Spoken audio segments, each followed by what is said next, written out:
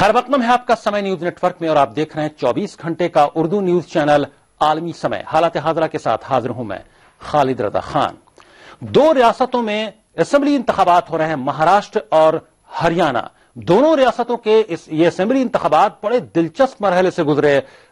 महाराष्ट्र में जहां 50% से ज्यादा पोलिंग की खबर है, वहीं हरियाणा में 70% के आसपास पोलिंग हुई है। यकीनी तौर पर हरियाणा में समझा जा सकता है कि लोगों में काफी जोश खरोश है। महाराष्ट्र की अगर हम बात करें तो महाराष्ट्र में जहां जिस तरह से सियासत ने करवट बदली, तमाम पार्टियां एकला चलो की जो सियासत रही या जो पॉलिसी रही, उसके मुताबिक अलग अलग तमाम अलायंसेस टूट गए और अलग अलग तमाम बड़ी पार्टियां वहां इलेक्शन लड़ रही हैं। हरियाणा में भूपेंद्र सिंह हुड्डा जहां एंटी इनकम्बेंसी से इनकार करते हुए प्रो इनकम्बेंसी की बात कर रहे हैं और वो दावा कर रहे हैं कि उनकी ही सरकार इस मर्तबा भी बनेगी और एंटी इनकम्बेंसी कोई फैक्टर नहीं है। वहीं बीजेपी का कहना है कि करप्शन की वजह से हुड्डा को जाना पड़ेगा और बीजेपी की सरकार बनेगी। कांग्रेस को वहां खामियाजा उठाना पड़ सकता है इन फाइटिंग का। इन्हीं तमाम पहलुओं पर गुफ्तगू करेंगे और गुफ्तगू में हमारे साथ स्टूडियो में तशरीफ लाए हैं सीनियर सहाफी और सियासी तजज़ियाकार सयाद नकवी साहब। आपका आलमी समय स्टूडियो में खैर मकदम है। और महाराष्ट्र और हरियाणा से भी कई सियासी तजज़ियाकार, कई लीडरान हमारे साथ फोन लाइन के जरिए गुफ्तगू में शामिल हो रहे होंगे दरमियान में। तो आइए शुरू करते हैं अपना खुसूसी प्रोग्राम हालात हाजरा।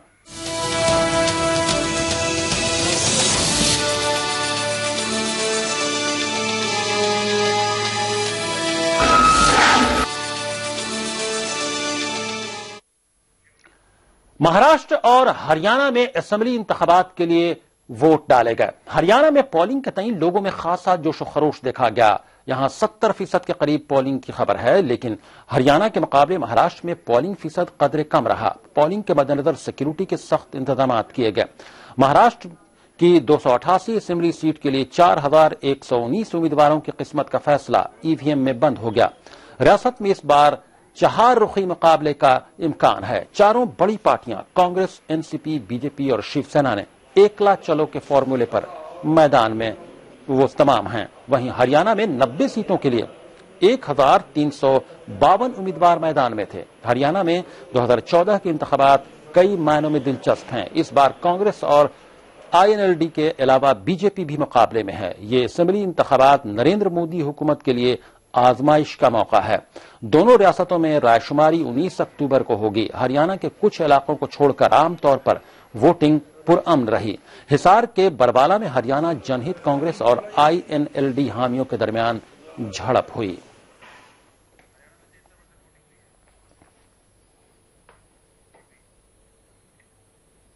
महाराष्ट्र के वज़ीर-ए-आला पृथ्वीराज चौहान ने वोट डाला। चौहान ने कहा कि महाराष्ट्र में कांग्रेस की ही हुकूमत बनेगी।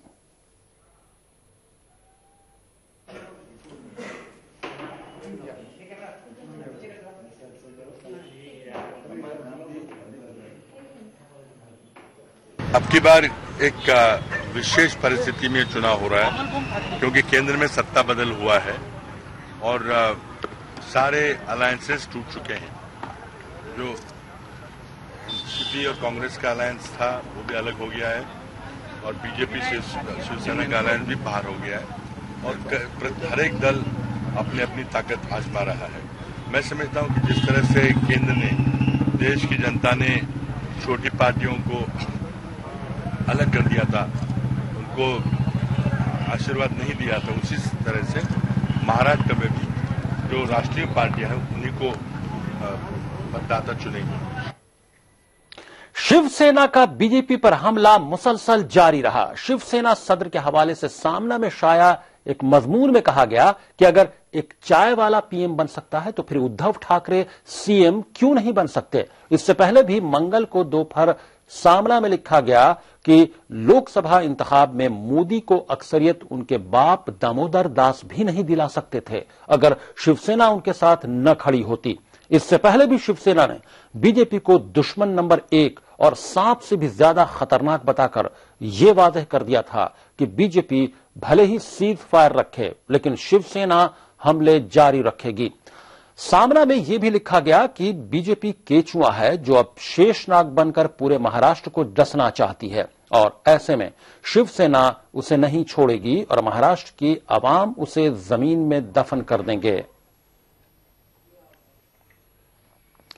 वज़ीर-ए-आज़म नरेंद्र मोदी भले ही शिवसेना को हमलों का जवाब देने से इनकार कर चुके हों, लेकिन बीजेपी के साबिक सदर और मरकजी वजीर नितिन गडकरी खुद को नहीं रोक पाए। उन्होंने वाज़ेह अल्फाज में कहा कि उनकी पार्टी वज़ीर-ए-आज़म के खिलाफ इस तरह के अल्फाज को बर्दाश्त नहीं करेगी। देखिए, उद्धव ठाकरे जी जरूर मुख्यमंत्री बने, उसमें हमें कोई आपत्ति नहीं। उनके पार्टी के वो नेता, उनका अधिकार है बनने का।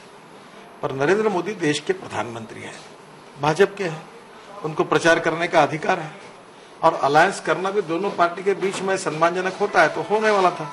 पर इसलिए नरेंद्र मोदी जी के पिता का उल्लेख करके उनके बारे में अपमान करना, ये भारतीय जनता पार्टी बर्दाश्त नहीं करेगी। हमारे साथ स्टूडियो में गुफ्तगू के लिए मौजूद है सीनियर साफी और सियासी तजज़ियाकार सिराज नकवी साहब। सिराज नकवी साहब, महाराष्ट्र की बात करते हैं पहले। जिस तरह से महाराष्ट्र में जो सीन नजर आया, जो सियासी उफक पर जिस तरह से सब कुछ होता हुआ इलेक्शन के पहले नजर आया, क्या लगता है आपको तमाम पार्टियां जो हैं, जो बड़ी पार्टियां हैं, बीजेपी, कांग्रेस, एनसीपी और शिवसेना, वो एकला चलो के फॉर्मूले पर अमल करती नजर आई? इसका क्या असर पड़ने वाला है? चूंकि पोलिंग परसेंटेज बहुत ज्यादा अच्छा भी नहीं कहा जाएगा, 50% से ऊपर की पोलिंग परसेंटेज है महाराष्ट्र में। देखिए, एक बात तो ये कि ये जितनी पार्टियां अलग अलग इलेक्शन लड़ रही थी, इनका मकसद ये था कि ये इनकी अपनी ताकत कितनी है। ये एनसीपी और कांग्रेस का अलायंस 15 साल पुराना था, 25 साल पुराना शिवसेना और बीजेपी का अलायंस था।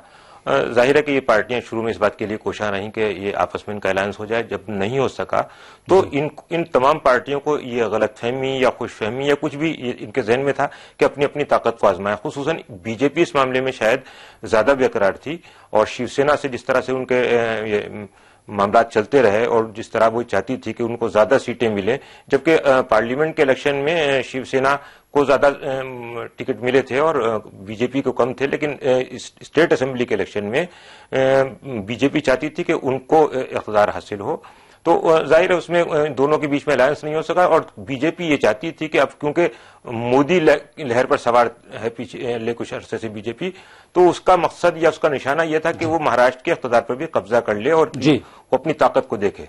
तो ये एक बड़ा सबब रहा इस अलायंस को खत्म होने का और उसकी देखा देखी फिर कांग्रेस में भी हुआ। तो तमाम पार्टियों का, इन बड़ी पार्टियों का मकसद ये था कि अपनी अपनी ताकत को आजमाएं कि देखें कितनी ताकत। तो क्या आपको ये नहीं लगता कि कांग्रेस और एनसीपी ने मौका गंवा दिया, क्योंकि पहले अलायंस टूटा था बीजेपी और शिवसेना का? अगर इन्हें वाकई अगर ये सीरियस हो या मौके का फायदा उठाने की कोशिश करते, सियासी फायदा, तो अलायंस बरकरार रख सकते थे। क्या वहां भी ईगो की लड़ाई, अपने ताकत को आजमाने की लड़ाई रही? हम बिल्कुल यकीनी तौर पर एनसीपी के कई लीडरों ने, इनकी शरद पवार की बेटी ने भी और दूसरे लीडरों ने भी बार बार इस तरह के बयान दिए। कांग्रेस में भी इस तरह के बयान आता है कि जिनसे ये लगता था कि दोनों पार्टियां अपनी अपनी जिद पर अड़ी हुई हैं और दोनों ये चाहती हैं कि उनको ज्यादा सीटें मिलें उसमें, सीटों की तकसीम के मायदे में। जाहिर है कि ऐसा नहीं हो सकता था, हर पार्टी का अपना वो था। तो दोनों ही तरफ, दोनों अलायंसेस के मामले में हमने ये देखा कि जिद पर जमी रही चारों पार्टियां और उसका नतीजा ये हुआ कि अलायंस टूट गए। और अब दोनों ही इसके क्या नतीजे निकलेंगे और अवाम इसमें नतीजे क्या निकलेंगे ये तो नतीजे बताएंगे, ये नतीजे बताएंगे। लेकिन जिस तरह की जुबान का इस्तेमाल होने लगा, इलेक्शन में अक्सर ऐसा होता है, लेकिन शिवसेना के अखबार सामना के जरिए उद्धव ठाकरे जिस तरह के अल्फाज का इस्तेमाल, जिस तरह की जुबान का इस्तेमाल करते नजर आए, बीजेपी के लिए उनकी ही हलीफ पुरानी पार्टी है, 25 साल पुराना उनका इत्तेहाद रहा है। अगर इस मर्तबा किसी वजह से इत्तेहाद नहीं हो सका, तो क्या इस तरह के अल्फाज, इस तरह के ये यूं कहें कि नाजिबा अल्फाज का भी इस्तेमाल किया गया, क्या इसको किस तरह से देखते हैं आप? देखिए, शिवसेना की तारीख उठाकर देखिए आप, शिवसेना हमेशा से इसी तरर की जबान का इस्तेमाल करती रही है, क्योंकि वज़ीर-ए-आज़म है नरेंद्र मोदी, उनके खिलाफ इस तरह के अल्फाज का इस्तेमाल किया गया। लेकिन देखिए, यहां बात हो रही है, मैं इस जो जबान उन्होंने इस्तेमाल की इसकी कतई हिमायत नहीं कर सकता, लेकिन यहां बात बहैसियत वज़ीर-ए-आज़म नहीं हो रही, बल्कि बात बहैसियत बीजेपी के एक लीडर की हो रही है। यह अलग बात है कि बीजेपी के भी किसी सीनियर लीडर के खिलाफ इस तरह की नाजेबा जबान का इस्तेमाल, गैर शाइस्ता जबान का इस्तेमाल नहीं होना चाहिए। लेकिन यहां एक दूसरा मामला यह भी है कि जबान के इस्तेमाल के मामले में शिवसेना के खिलाफ भले ही बीजेपी ने यह जबान इस्तेमाल न की हो, लेकिन आप याद कीजिए पार्लिमानी इलेक्शन में बीजेपी की लीडर जिस तरह की जबान बोलते रहे अपने मुखालिफिन के खिलाफ, वो भी कुछ कम वो नहीं था। और तमाम जिसे कहना चाहिए बदजबानी के तमाम रिकॉर्ड कई पार्टियों ने तोड़ दिए थे, जिनमें बीजेपी भी शामिल थी। तो शिवसेना जो कुछ कर रही है वो यकीनी तौर पर पूरी तरह से गलत है, लेकिन ये कोई नई बात नहीं है। ये बदकिस्मती से हमारी सियासत का और हमारी जमहूरियत का अलमिया है कि तमाम पार्टियां उस क्या कहना चाहिए लक्ष्मण रेखा के बाहर जा रही हैं, जो जमहूरियत में उनको जिसका अमल करना चाहिए, और वो तमाम जो तहजीब हो सकती है जमहूरियत के लिए, उस तहजीब से बाहर जाके बात कर रही हैं, जो एक किसी भी अच्छी जमहूरियत के लिए नाकाबिल कबूल है। जी, यकीनी तौर पर जमहूरियत के लिए बेहतर नहीं है, लेकिन क्या आपको लगता है कि महाराष्ट्र में जिस तरह की तमाम पार्टियों ने फॉर्मूला अपनाया एकला चलो वाला, क्या और लड़ाई कांग्रेस और एनसीपी दोनों सेकुलरिज्म के नाम पर लड़ रही हैं, क्या सेकुलर अक़दार को बाकी रख पाएंगी ये दोनों पार्टियां अलहदा लड़कर? क्या लगता है मौजूदा हालात को देखकर? हालांकि बीजेपी और शिवसेना में भी इख्तलाफात इतने जबरदस्त हो गए हैं कि इस तरह की जुबान का इस्तेमाल होने लगा है। देखिए, जब इस तरह के इलेक्शन होते हैं तो हमेशा बहुत सूरत हाल वाज़ेह नहीं होती। तो महाराष्ट्र का मंजरनामा भी बड़ी हद तक गैर वाज़ेह है। रहा सेकुलर और कम्युनल फोर्सेस की लड़ाई का ताल्लुक है जहां तक है, तो उसमें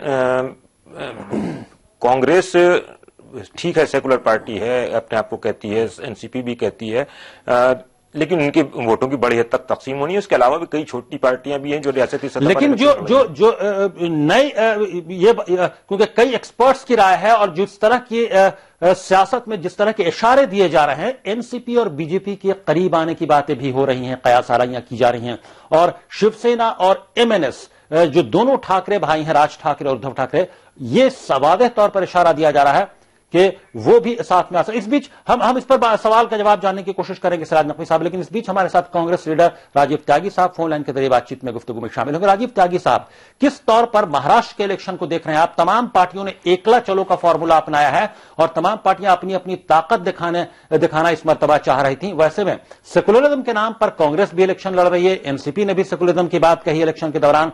क्या सेकुलरिज्म को बरकरार रख पाएंगी इस तरह से अलहदा लड़कर? चुनाव हो चुके हैं, अब सेकुलरिज्म का जो नारा लोग बाग इस्तेमाल करते हैं उसको इस्तेमाल न करके बहुत सारे लोग बाग सांप्रदायिक शक्तियों से हाथ मिलाने का काम करेंगे इस रिजल्ट के आने के बाद। ये भी हो सकता है। उसका रीजन ये है कि 1970 के आसपास जब शरद पवार साहब पहली बार मुख्यमंत्री बने थे, तब जनसंघ भी उसका हिस्सा थी, जहां तक मुझे याद है। जी। लेकिन उनको किसी से परहेज नहीं है। शरद पवार साहब की राजनीति की विशेषता ये है कि उनको किसी से परहेज नहीं है। सब लोग बाग उनके साथी हैं और सब लोग बाग उनके दुश्मन हैं।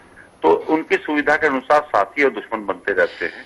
लेकिन कांग्रेस पार्टी के बारे में आपको बता दूं कि महाराष्ट्र में हमने चुनाव विकास के नाम पे लड़ा, धर्मनिरपेक्षता के नाम पे लड़ा और प्रगतिशील समाजवाद के नाम पे लड़ा। देखिए, महाराष्ट्र की विशेष रूप से स्थिति ये है कि पूरा औद्योगिक जो उत्पादन है, पूरे देश का जो औद्योगिक उत्पादन है उसका 25% महाराष्ट्र से आता है। तो ये सबसे बड़ा अचीवमेंट कांग्रेस सरकार का रहा है।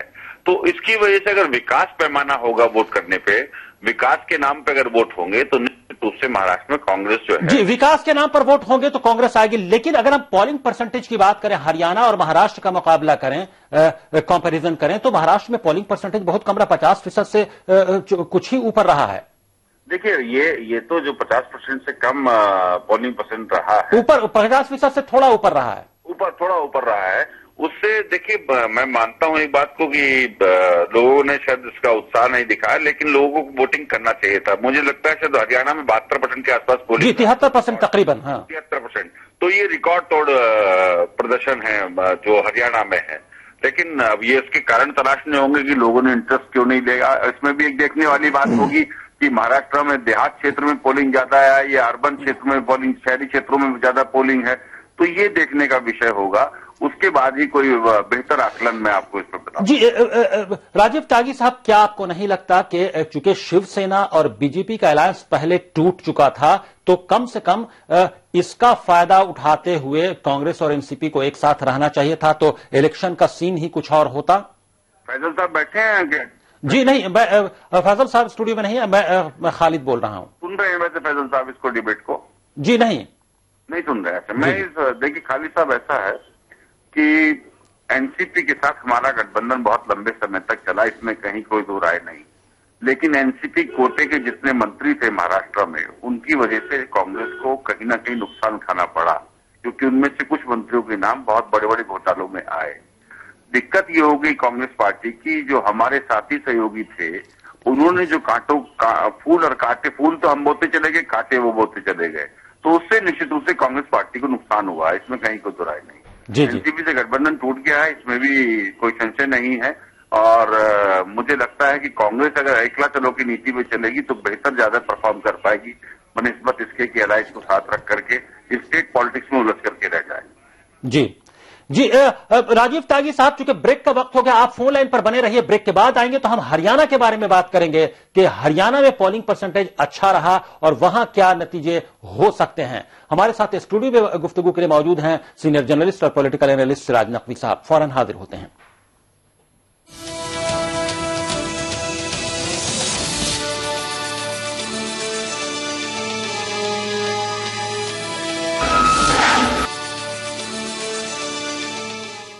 लगातार आगे बढ़ रहा है देश के सबसे बड़ा रीजनल एमएसएमई अवार्ड समय उद्यमी 2014 का कारवां।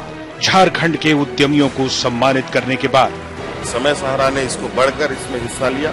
उत्तर प्रदेश के एमएसएमई कारोबारियों की हौसला अफजाई के बाद सारा समय को बधाई देना चाहता हूं। बिहार में कामयाबी के झंडे गाड़ने के बाद सहारा समय को हार्दिक बधाई और हार्दिक शुभकामना देते हैं। राजस्थान में उद्यमियों को बधाई देने के बाद केवल एमएसएमई के माध्यम से हम देश को आगे बढ़ा सकते हैं। अब आ रहा है 27 अक्टूबर को उत्तराखंड में समय उद्यमी उत्तराखंड 2014 पावर्ड बाय जीटीएम, जहां एमएसएमई उद्यमियों को सम्मानित करेंगे मुख्यमंत्री Shri Harish Rawat. Powered by GTM, let's make it happen. Associate sponsor ICL group, Your Career with Image. Co-associate sponsor Baluni Classes, a premier institute for IITG, AIEEE and PMT. Patanjali, a product of Patanjali Ayurved. MDDA, प्रयास हमारा, सहयोग आपका. Gurukul Ayurved Pharmacy, manufacturers of quality Ayurvedic medicines. Phonics Group of Institution, Roorkee. Knowledge Partner, NSIC. Industry Partner, BSE SME. Hospitality Partner, The Solitaire. Print Partner, Rashtriya Sahara and Roznama Rashtriya Sahara. International Telecast Partner, Almi Samay. A Idea 100 Initiative. जब 430 सभा कर रहे हैं नरेंद्र मोदी, तो जाहिर सी बात है वो दिन भर में 4 बार दिखेंगे। मुसलमान पिछड़ा हुआ है तो मुसलमान को रिजर्वेशन देकर उसको आगे लाइए। 4-5 मिनिस्ट्रीज आपने एक आदमी को दे रखी। बाहर का विदेशी आकर के जम्मू कश्मीर का नागरिक शादी करके बन सकता है। कोई महिला यदि वहाँ की यदि बाहर कर लेती है तो उसकी सिटीजनशिप भी खत्म हो जाए। मुल्क मिल्लत के मसाइल का अंबार, कौन है इनका जिम्मेदार? सियासी लीडरों के ख्यालात और दानिश्वरों के अफकार। देखिए सैयद फैसल अली के साथ खुली बहस हर शनिचर की रात 8 बजे और एतवार की दोपहर 2 बजे, सिर्फ आलमी समय पर। हिंदुस्तान की शान उर्दू का तर्ज बयान, समाज का आईना, हालात का तर्जुमान, आपके मसाइल आपकी जबान, खबरों की समझ, इंसाफ का कारवां। आलमी समय, सच की पहचान। बदलते हुए आलमी मंजरनामे और मुस्लिम दुनिया का मुकम्मल जायजा, मुल्क के सियासी उथल पुथल का गैर जानिबदाराना तज्जिया, रियासतों की सियासी व समाजी सरगर्मियों पर बहस, अदब का निगार खाना, मजहब और माहौलियात पर मालूमाती मज़ामीन। हर हफ्ते नए मौज़ूआत और नए रंग के साथ मुस्बत और तामीरी सहाफत का अलंबरदार उर्दू हफ्तरोजा आलमी सहारा, यानी समाज और सियासत का जामे जहानुमा। इंटरनेट पर भी कर सकते हैं इसका नजारा। लॉग ऑन करें www.alamisahara.com। समय परिवर्तन है, समय संजीवनी है, समय मनुष्य है, वर्तमान है, भविष्य है, मासूम ममता की मीठी सी झपकी है। समय सभी का है, समय तुम्हारा है, हम समय, ये समय हमारा है। रहिए समय के साथ।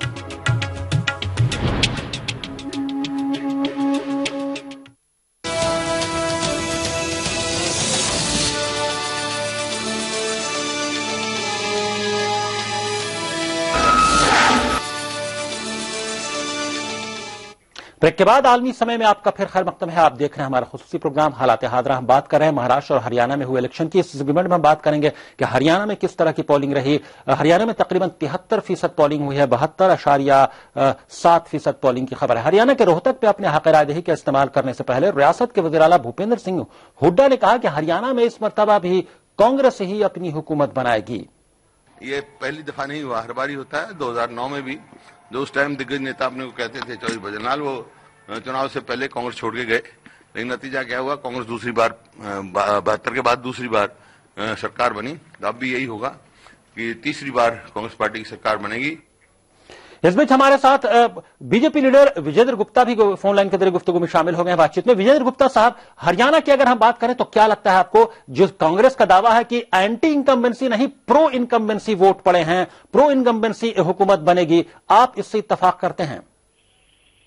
देखिए, जब तक परिणाम ना आ जाए, ये तो सबको अधिकार है अपनी बात अपने तरीके से कहने का, लेकिन वास्तविकता ये है कि जो जितनी हैवी पोलिंग हुई है, ये इस बात का स्ट्रेट फॉरवर्ड एक इंडिकेशन है कि ये एंटी इनकम्बेंसी है वर्तमान सरकार की, उसके खिलाफ मतदान हुआ है, कांग्रेस के खिलाफ मतदान हुआ है। और ये सीधे तौर पर इस बात का साफ संदेश है इस पूरे प्रकरण से कि मोदी जी की एक जबरदस्त लहर पूरे हरियाणा में रही है, और जिसके कारण इतनी जबरदस्त पोलिंग हुई है। इतनी पोलिंग इससे पहले मैं नहीं समझता कि प्रदेश चुनाव में कभी हुई होगी। हाईएस्ट पोलिंग होगी मेरे हिसाब से। जी जी जी, ठीक है, नतीजे बताएंगे। इस बीच हमारे साथ गुफ्तगू में शामिल है कांग्रेस लीडर राजीव त्यागी साहब भी। राजीव त्यागी साहब, हरियाणा के बारे में आप क्या बोलेंगे? हरियाणा में क्या वाकई प्रो इनकम्बेंसी है, और जो इतनी जबरदस्त पोलिंग हुई है, क्या ये एंटी इनकम्बेंसी की तरफ इशारा करता है?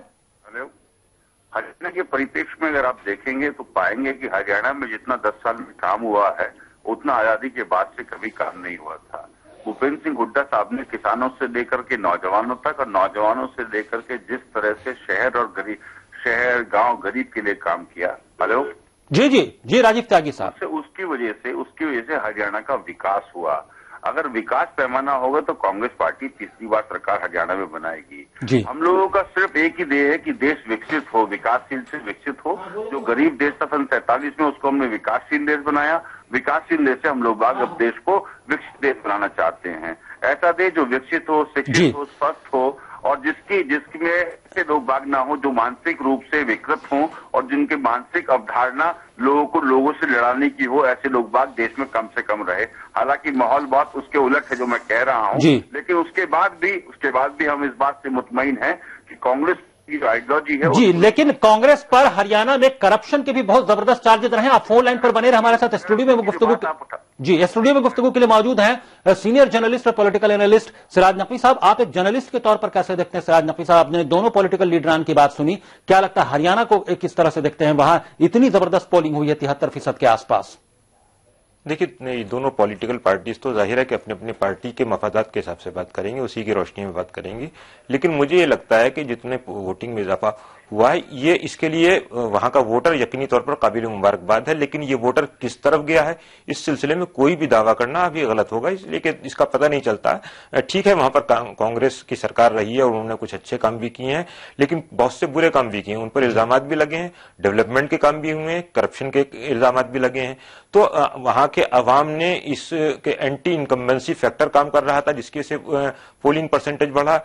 ये कहना अभी मुश्किल है जी। तो ये मुमकिन है कि शायद लोगों में ज्यादा जोश रहा हो इलेक्शन को लेकर, लेकिन ये जो बीजेपी अभी के लीडर फरमा रहे थे, हम मोदी लहर की अगर बात करें तो मोदी लहर कितना इस मर्तबा दोनों रियासतों में काम कर रहा है? क्योंकि जो ज़मीनी इंतखाबात हुए थे, जो बाईपॉल्स हुए थे, उसमें तो मोदी लहर नजर कहीं नहीं आया। नहीं, मोदी लहर की बात करना तो बड़ा बेईमानी है।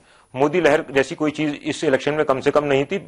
इलेक्शन में हार जीत चाहे बीजेपी की हो या कांग्रेस की हो या किसी दूसरी पार्टी की हो, लेकिन लहर जैसी कोई चीज इस वक्त नहीं थी। जाहिर है कि इलाकाई सतह के इलेक्शन थे, रियासती सतह के इलेक्शन थे, असेंबली इलेक्शन थे, मकामी मसाइल ही को अहमियत हासिल थी।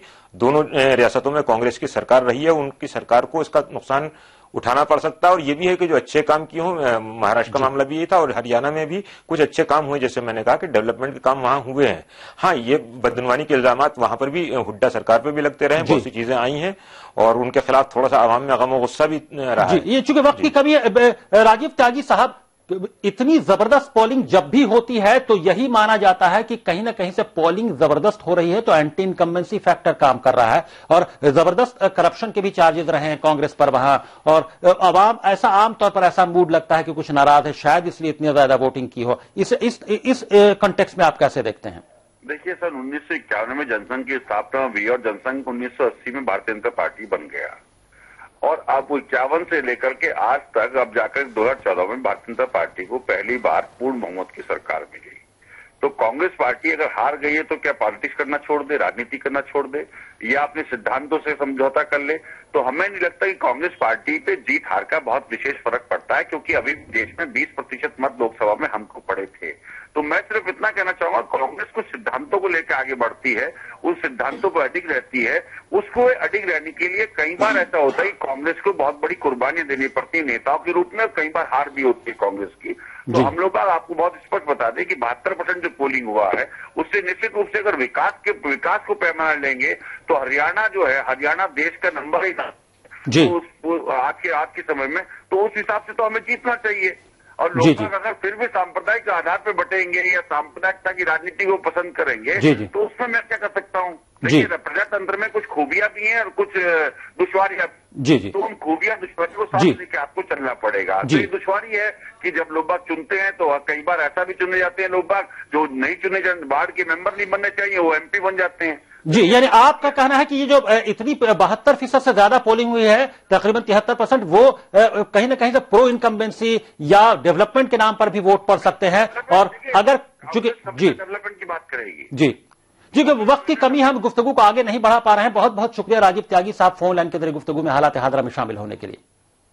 सिराज नकवी साहब, चलते चलते मुख्तसरन आपसे जानना चाहेंगे, क्या माना जाए, क्या महाराष्ट्र और हरियाणा दोनों के बारे में हम अगर जानना चाहें कि क्या लगता है आपको, मोदी लहर कितना काम करेगा? क्या वाकई बीजेपी दोनों जगहों पर, जिस तरह से बीजेपी का मुसलसल दावा है कि आवाम उनके साथ है, जिस तरह से 4-5 महीनों में काम किया है मोदी सरकार ने, जिस तरह से इलेक्शन से आने पहले पेट्रोल की कीमत कम करने की कोशिश की गई, डेवलपमेंट का इंडेक्स सामने लाया गया, महंगाई कम हुई, ये भी सामने लाया गया रिपोर्ट, क्या इन सब वजह से कुछ फर्क पड़ा होगा? देखिए, एक तो आदाद और शुमार का खेल जो है किसी सरकार की अच्छाई बुराई का पैमाना नहीं हो सकता। जमीनी सतह की हकीकतें कुछ अलग होती हैं।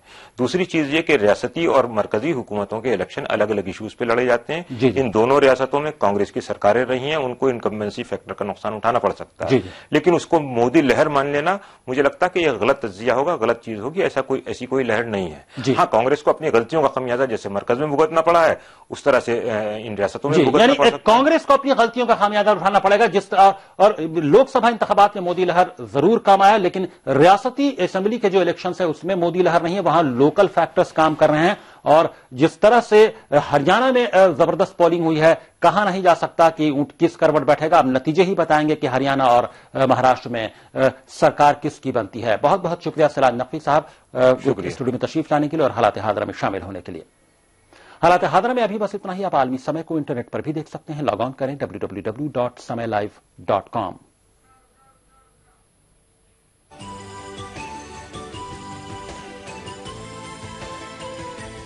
फिलहाल खालिद रजा को दीजिए इजाजत, मगर आप देखते रहिए आलमी समय।